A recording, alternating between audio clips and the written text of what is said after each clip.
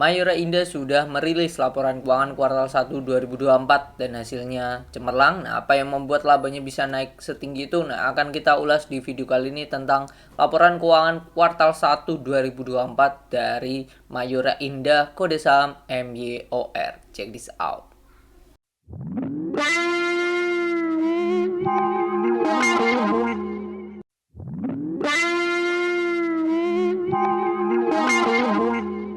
Saya tag video ini saat sesi 2 sudah selesai atau perdagangan di hari Senin selesai 24 Juni 2024. ISG-nya naik 0,3 ditopang oleh Karo LQ45, Arto luar biasa 8%, BRIS 4% dan seterusnya. Oke.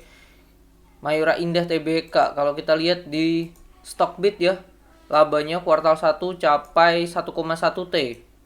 1,1 kalau kita hitung itu kenaikannya capai 385 M kalau dibandingkan kuartal 1 2023. Nah, ini atau setara dengan kenaikan 52%. Wow, luar biasa di sini. Luar biasa, tapi kalau kita lihat Stockbit menilai harga wajarnya enterprise value-nya di 53,2 triliun, sorry. Kalau sekarang market cap-nya 53,4 T. Jadi sudah price in lah ya secara market cap dan harga menurut dari Stockbit. Nah, ini kita ulas terlebih dahulu seperti apa. Mayora Indah TBK, ini laporan keuangannya sudah rilis. Kita mulai dari asetnya. Asetnya naik lumayan signifikan untuk catatan dalam hal 3 bulan ya. Ini akhir 2023, ini awal 2024 atau kuartal 1 ya. Kenaikannya sebelumnya 4,1 T ya, ini dalam rupiah juta miliar triliun. 4,1 T kalau sekarang ada di 4,8 T ya. Sorry, naik 600 M. Ini kenaikan yang luar biasa ya. Atau senilai kalau kita hitung persentase 15%. Ini termasuk besar untuk ukuran sudah triliun. Nah, ini kita cek kasnya untuk Mayora. Kasnya kita cek terlebih dahulu lebih secara detail. Kasnya ini di bank hanya 400 M.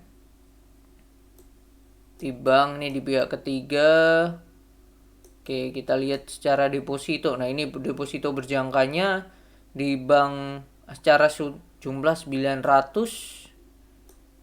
Wow, secara jumlah ternyata itu 1,4. Turun kalau kita bandingkan dengan akhir tahun lalu ya. Di mata uang asing juga turun, sebelumnya capai 500 M, sekarang hanya 143 di dolar Amerika itu.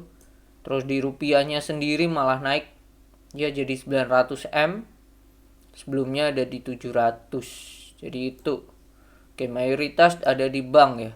Suku bunganya rupiah 5,4 sampai 6.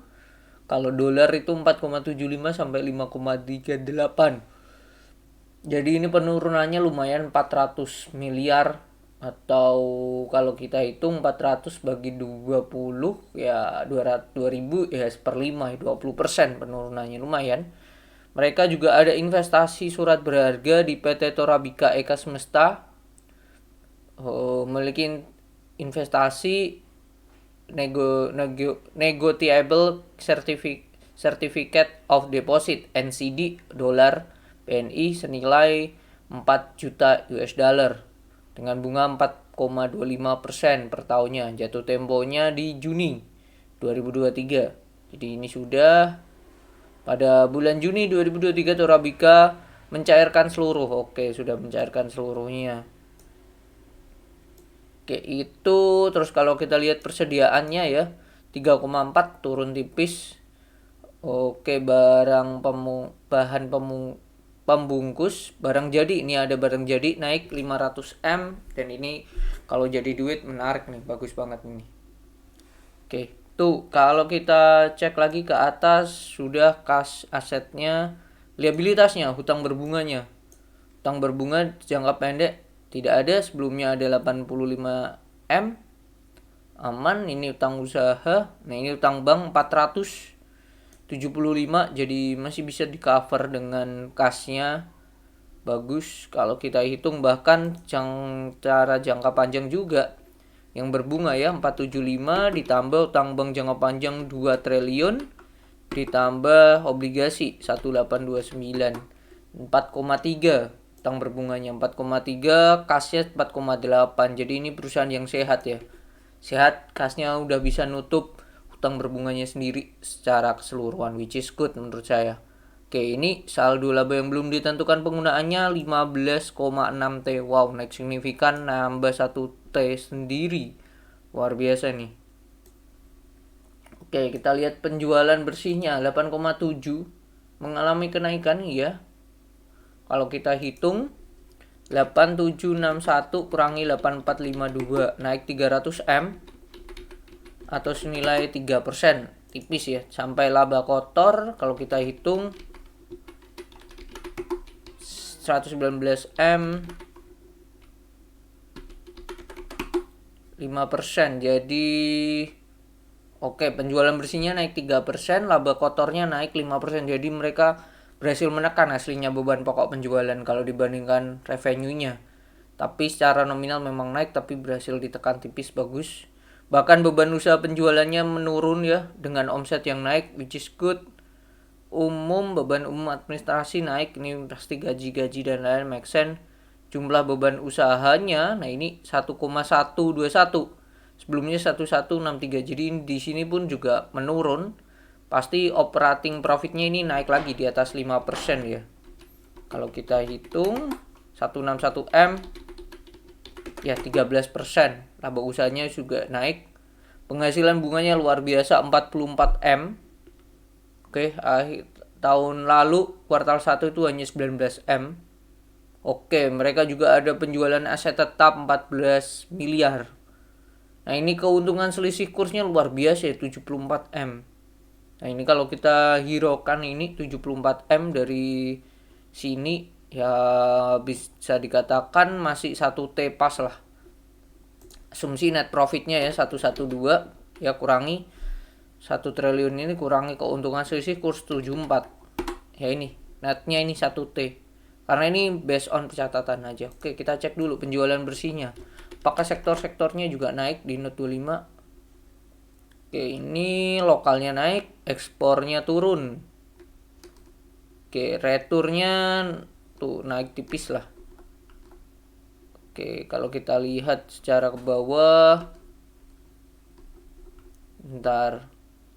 Oke, ini penjualan.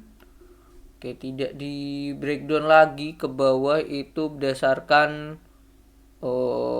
lini bisnisnya ya. Ya, tidak di breakdown lagi, di sini masih sama, itu dari lokal dan ekspor aja sih. Menarik hasilnya kalau kita bisa mencek ya sektor-sektor apa dari mereka itu yang mengalami penurunan dan mengalami kenaikan gitu. Tapi ya sudahlah, lokalnya yang naik gitu. Kita lihat bebannya. Beban pokok penjualan oke, naik tipis. Nah, ini beban penjualannya, iklan promosinya wow. Ini harus kita apresiasi ya, porsi mereka untuk iklan dan promosi ini turun 700 M, tapi berhasil menaikkan omsetnya, which is good. Pengiriman, nah ini pertanyaannya adalah omsetnya kan naik 5% ya. Kenaikan ini tuh karena mereka naikin dari harganya kah? Karena inflasi atau enggak? Kalau enggak ini berarti memang naik. Gajinya naik 57 M, wow, sebelumnya 40 M. Oke. Beban penjualannya bagus sih menurut saya. Beban umum dan administrasi, nah ini gaji ya, gaji 127 M. Sewa masih dapat ditolerin lah. Nah, ini penghasilan bunga dari deposito berjangka dan juga jasa giro, luar biasa jasa gironya ya. Sudah hampir setengahnya, padahal sebelumnya itu 7 M ya. 7/19 itu 36%. Sekarang sudah 20/44. Nah, 45 makin naik, which is good. Kalau sekarang deposito berjangkanya itu 52%. Sebelumnya itu di 57. Pendapatan bunga dari PT Bank Hibank Indonesia, dahulu PT Bank Mayora, pihak berelasi oke. Sebesar 29,9%. Oke. Beban bunga. Nah, ini beban bunganya 55M berhasil menekan juga. Nah, utang obligasinya turun ya karena porsinya juga turun. Pinjaman bank jangka panjang juga turun sudah, utang bank jangka pendek juga turun. Ya ini hal yang bagus. Penghasilan lain-lain. Nah, ini penjualan barang bekas 13M sendiri gila ya barang bekasnya. Pendapatan sewa stuck di 3M 3M ya. Klaim asuransi 1,5M. Wow, gede juga klaimnya. Tuh ya. Itu sih menurut saya bagus. Jadi sudah terjawab apa yang membuat perusahaan ini bagus. Iklan dan promosinya saya bisa katakan makin efisien ya. Efektif lah. Aktivitas operasi 1,1 T turun memang karena bayar pemasok, kontraktor dan karyawan ini naik. Oke, kas bersih dihasilkan dari operasional nih 1 T aja. Aktivitas investasi mereka keluar 551M. Sebelumnya juga keluar 700 buat aset tetap, buat uang muka aset tetap ya. Penerimaan bunganya luar biasa nih. Mereka juga jual aset tetap ya 29M di note nomor 10. Nah, ini kita cek juga nih di note nomor 10. Di note nomor 10, nah ini kalau kita lihat harga jual 29. Nah, ini keuntungan atas penjualan ya. 14. Oke, aset dalam penyelesaian merupakan akumulasi biaya konstruksi bangunan dan mesin oleh perusahaan dan PT Torabika Eka Semesta entitas anak.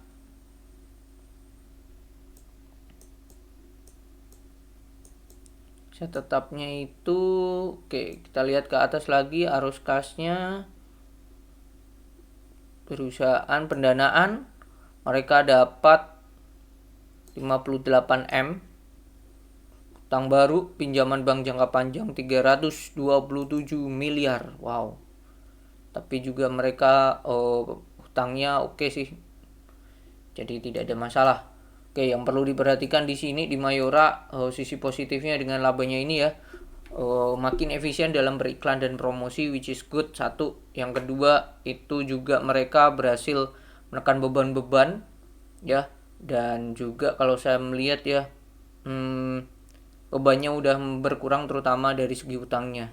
Jadi mereka makin efisien, makin banyak mendapatkan income ya. Itu sih. Oke, kalau kita lihat secara historikalnya perusahaan secara PBV dulu.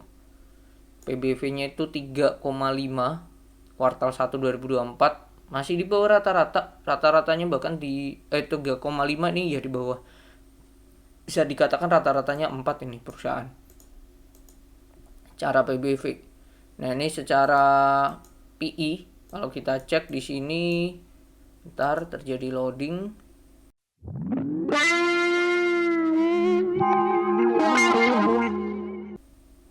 Oke, income secara PE perusahaan di 51. Nah, ini pun juga di bawah rata-rata nih. Rata-ratanya bahkan 70-an. Oke, 70-an dan 4. Nah, ini secara annual PI-nya luar biasa 12 dan PBV-nya di 3. Jadi secara PI dan PBV ini perusahaan yang murah. Net profit marginnya masih bisa 2 digit, which is good. Kalau kita cek di sini pun dalam 10 tahun terakhir ya, PI-nya stabil, net profit marginnya stabil di atas 10%. Udah balik ke di atas 10% lagi setelah 2023 sempat turun. Jadi ini perusahaan yang bagus. Menurut saya harga wajarnya bisa di atas 2.390 sih.